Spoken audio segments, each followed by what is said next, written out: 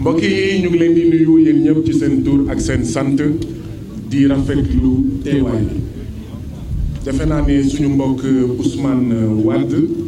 am na lu mu jot a wax ci ndorteel bi foog ñu waxaat ko ñu bëri si yéen da ngeen xëy tey titré aar li nu bokk manifeste aujourd'hui or fàtte ngeen ne démb rek la aar li nu bokk def conférence de presse à aucun moment donné lors de cette conférence de presse il n'a été question d'une manifestation de aar li nu bokk donc yéen itam jàppale leen ñu en donnant en informant vrai et juste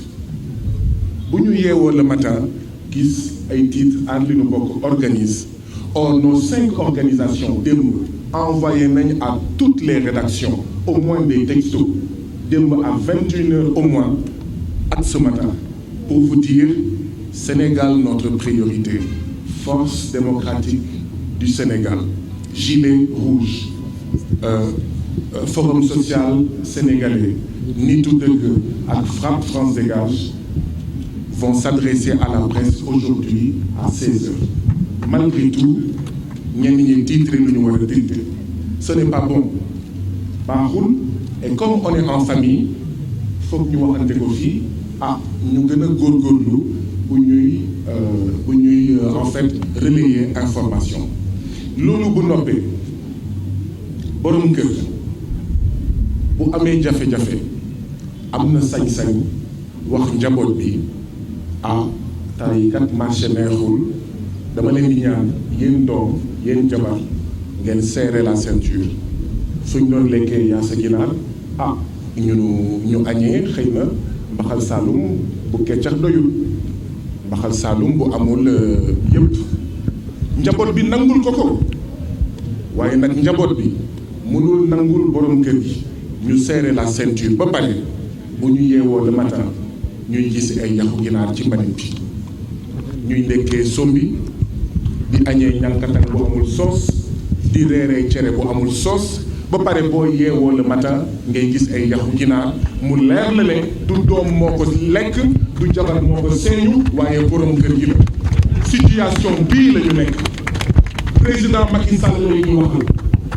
c'est vrai que dañoo fay directeur général bu Sénélec pour mu waxal leen waaye ñun ñëpp xam nañ day mbind li président de la république la mënul moom ak ñu àndal di luubal bés bu nekk suñu xaalis di sàcc bés bu nekk suñu xaalis di rawale bés bu nekk suñu xaalis di tojee bés bu nekk suñu xaalis ba pare xëy naan ñu waaw dañuy yokk njëgu ciment xëy naan ñu waaw dañuy lokk leneen ak leneen ba démb xaw ma barki démb ñu yëgal nu ñee dañuy yokk courant mënuñu ko nangu tey mënuñu ko nangu ëllëg jaam bu sonnaan jóg xeex ak buur dama ne jamono njaam bu jaam sonnaan day jóg xeex ak buur ñun nag duñu ay jaam président de la république du buur président de la république suñu surga la ñun ñoo ko fal pour mu ñuy doxal suñu ay soxla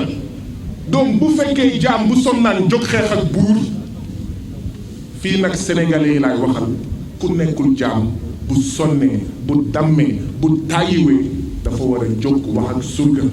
ndaxte surga kat mënuñu ko jox dépense yebal ko surga boobu du bañal boppam dara du bañal boppam tus ba pare nag ñëw naan yow mii nga xam ne yaa ko yónni na nga yokk dépense di yokk moom muy lekk di wann di seeñu di la bàyyi ci fande ci sonn ci naxar ci métit loolu moo xew depuis 2012 loolu la ñuy jànkonteel tey itam ci wàllu mbiru courant bi moo tax ñun mënuñu nangu yokkute bi réew moo xam ne démb ñu naan coowal 94 milliards barki démb ñu ne coowal 29 milliards tey ñu ne coowal 6 000 milliards suba ñu wax coowal 5 milliards réew moomu li muy tekki mooy am ma nga fa yàlla may na ko xaalis am na li am mooy dafa am ñoo xam ne dañu teg ay golo ñoom ñuy baabul ñoo xam ne seen liggéey mooy lu ñu liggéey ñu nangu lu ñu liggéey ñu aakimoo lu ñu liggéey ñu tojee lu ñu liggéey ñu sàcc lu ñu liggéey ñu foog ne ñoom ñoo ko moom dañoo ne dafa doy moo tax ñu ne ñoo lànk ñoo bañ duñ ko nangu ñoo lànk ñoo bañ duñ ko nangu ñoo lànk ñoo bañ duñ ko nangu duñ ko nangu duñ ko nangu ñoo lànk ñoo bañ duñ ko nangu duñ ko nangu duñ ko nangu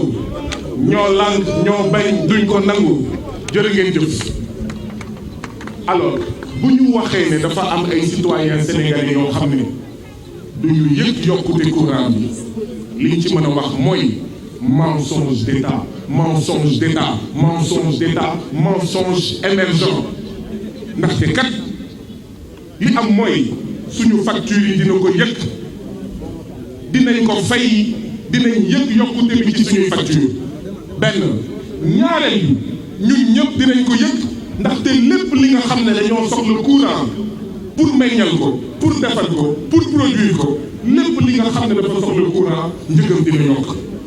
waaw bu ñu moytuwulee mburu dina yokk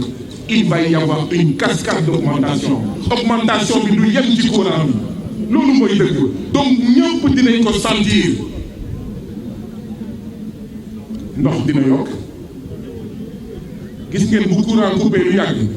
ndox coupé lu tax bu courant coupé lu yàgg ndox coupé loolu moo tax bu yóbboo ñu xam ne ndox dina yokk ñun ñoo ko nar a fay seen 94 milliards seen 6 000 milliards seen sàcc ak toje yooyu ñun ñoo ko nar a fay en réalité yokkute courant bi loolu lay dekki subvention yi ñuy subventionner les entreprises françaises à travers le TER à travers le BRT ñun ñoo ko nar a fay notamment à travers cette augmentation du prix de l'électricité c'est ça la vérité c'est ça la réalité mënuñu ñoom di subventionner entreprises françaises yi nga xam ne elles sont moribondes feebar am jafe-jafe ba pare ñun naan ñu on a qu'à payer la note c'est inacceptable mënuñu ko nangu tey mënuñu ko nangu ëllëg ñoo lànk ñoo bañ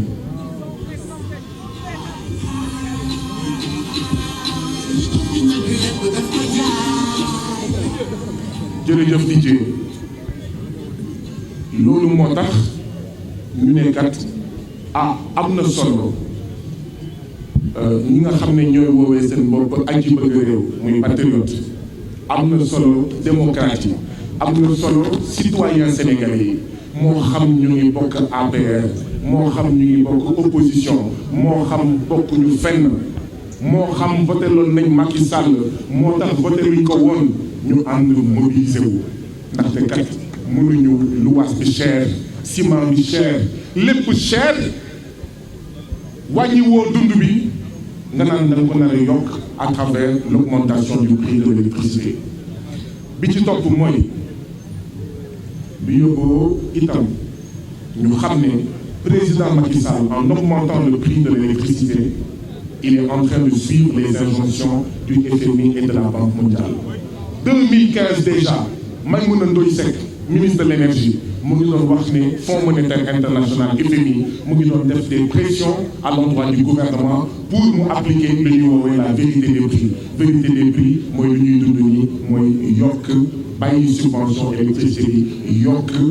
bàyyi prix yi marché yi di ko réguler maanaam kon bu bari bi yokkee mu yokk donc ça veut dire que ñun citoyens sénégalais war nañ tamit bàyyi xel bu baax a baax ci suñuy rapport suñuy diggante ñun suñuy réew avec les institutions internationales institution yooyu duñu ay mbokk institution yooyu duñu ay xarit institution yooyu nekkee wuñ ci lu dul privatiser justement en parlant de privatiser est-ce que xam ngeen ne ci biir Sénégal ci biir état on parle de réformer la Sénélec bu ngeen déggee réformer une institution fii Sénégal rek bi yóbboo ngeen ne privatisation en réalité augmentation bii benn jéego rek la fi ñu jëm dans quelques semaines dans quelques mois soreetul mooy la privatisation de la Sénélec ñu leen di fàttali ne yoon bu mujj bu ñu privatiser Senelec musiba la woon Hydro-Québec ay yow lañ ko joxoon mais ñooñu foxale boo xam ne di lekk muy am ay coupure muy am ay xuñ kamaj ba gars yi jëlaat maanaam Senelec ci loxo Hydro-Québec ay yow mbokk yi mënuñu jaay ndox bi mënuñu jaay raay bi jaay Sonacos jaay lépp jaay port bi dara desutu fi ñu ne léegi dañuy jaay maanaam courant bi kon mobilisation bi dafa war a nekk une mobilisation boo xam ne c'est contre l'augmentation du prix de l'électricité mais également contre la privatisation de la Senelec parce que du ñàkk trop foofu lañ jëm fi may daanelee mooy ndaje bii nga xam ne moom la ñu invité woon muy ndaje avec la presse sénégalaise jéego bu njëkk la gis ngeen policiers yi ñu ngi fi fees dell d'ailleurs on en profite pour remercier leen jaajëfal leen xamal leen ne tamit xeex bi seen xeex la ndaxte courant bu yokkee amul gendarme amul policier amul pompier ñun ñëpp ay dund yokkute bi bu ngeen gisee militaires yi plutôt policiers yi c'est parce que on a déposé une lettre d'information à la préfecture pour ñu may ñu jàmm parce que sinon bu ñu woote woon fii conférence de presse te déposé wu ñu dañ ñuy jàpp mais nous vous informons qu'en même temps que nous avons déposé une lettre d'information pour nous adresser à la presse et aux citoyens fii on a déposé le même jour une deuxième lettre d'information pour une manifestation entre Obélisque et le palais présidentiel sur la question de la hausse du prix de l'électricité. Affaire bi du sedd de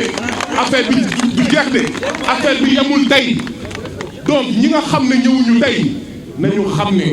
yokkute courant bi dina leen laal ba laalaat leen xëy na sax ñenn ñu ngi fi yàlla may na leen loo xam ne courant bi bu yokkee dinañ ko yëg waaye du métti torop